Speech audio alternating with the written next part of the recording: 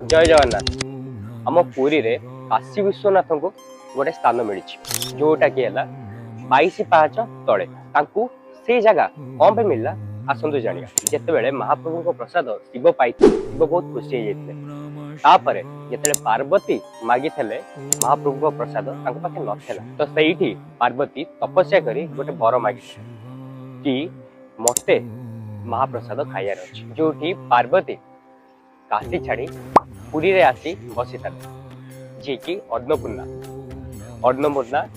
से अन्नर थाली धरी पड़ी आसी सुखिला भोग होता है। आउ शिव पछे पछे पुरुषोत्तम धाम को भी आसी किंतु जगन्नाथ अनुमति रे सी 22 पाहाच तले रही कौन पे ना जदि 22 पाहाच तलू उपरको आसीजे ठाकुराणी पाक ठाकुराणी को लेकिन सी पड़े आउ लोक मानू महाप्रसाद पाइबार सुजोग मिल। यहीटा गोटे आम पुरीर लोक कथा केमी लगे कमेंट रे जमते जन।